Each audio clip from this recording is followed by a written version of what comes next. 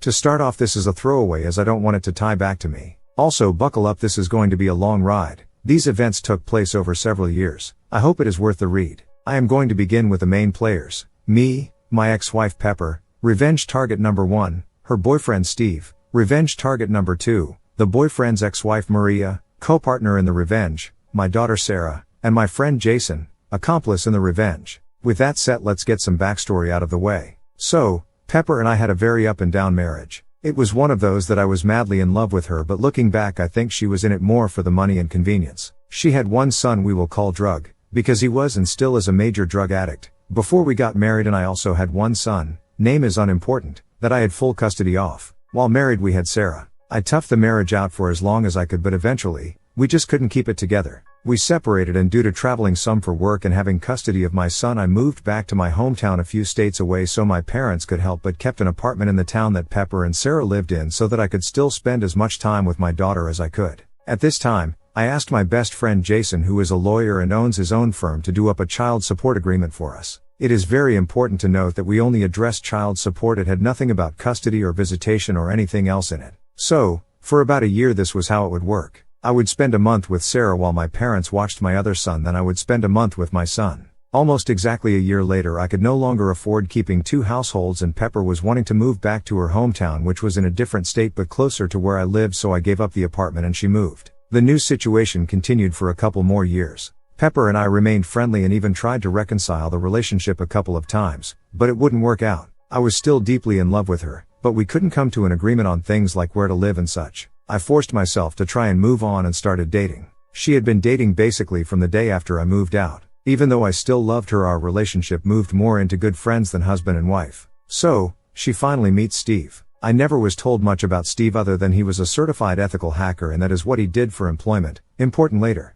While they were dating, she would send me texts about their dates. She even texted me the day they first had sex together. This hurt deeply, and looking back I think this is what she wanted, but I tried to play the part of good friend and confidant. Steve and Pepper had been dating for 6 months when out of the blue she tells me they broke up and she realized that she is madly in love with me. Since it's at the beginning of summer, she packs some suitcases and heads to my state. They were going to spend the summer with me and see if they like it or not. We had an amazing summer. All the kids are getting along. Drug even loved it here. So she makes it official, we are back together, and they are moving in. We went and registered my daughter for school. We even were able to get her on a Pee-wee cheerleading team for the summer. She made several friends and was loving being here. There was only one problem: Pepper still had an apartment that had all her furniture and stuff in it. I offered to go up with my truck and help load everything, but she insisted that her and Drug can get it done. So off they go to pack up and then head to their new home. As you can guess, things didn't go as planned. She was home for about 3 days when she informs me that under no circumstance will she move, and that her and Steve are in love and are moving in with each other. To say I was destroyed was an understatement. I couldn't understand why she had done it.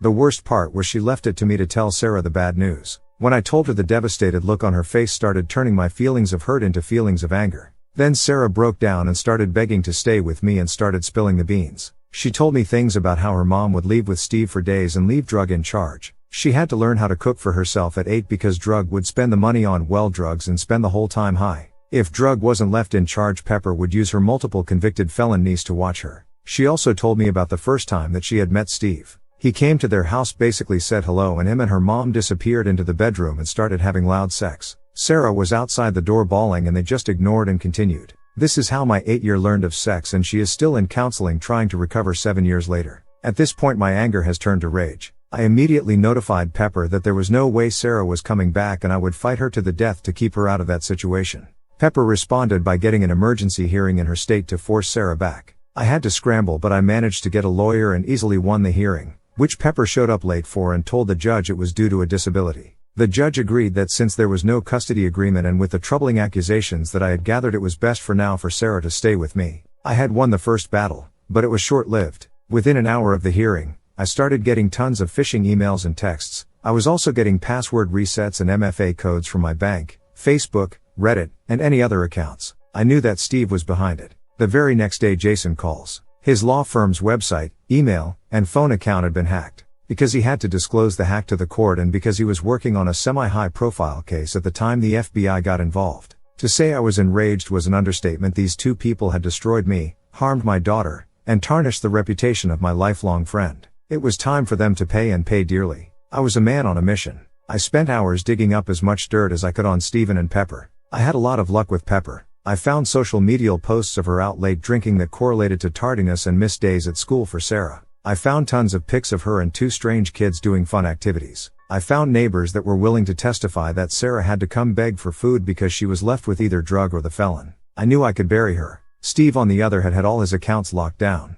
I couldn't find any dirt and it was driving me crazy. Then it hit me, try LinkedIn. It paid off. There wasn't much posted, but through his account I found Maria, his ex-wife's account. I reached out to her, and she happily accepted. Maria and I became fast friends. She hated Pepper, for good reason, as they had both abandoned her kids like my daughter, and didn't want her around her kids. I learned so much. To keep it short, Maria and Steve had recently divorced. As part of the custody agreement, Steve got the house, car, bank account, savings, and a lower than usual child support. Maria had traded all that money to have control of the kids. She knew he was a scumbag and all she was concerned about was keeping her kids safe. They had a very detailed custody agreement with rules for Steve to follow. As part of that agreement, if Steve broke any rules, then he had to pay, and pay dearly. He had to sell the house and give her half of everything. His child support would also double, and Steve would be financially ruined. Steve also didn't have her blocked on the social media and would regularly send texts bragging about how great his life was without her. Many of those texts had pictures of Pepper in them.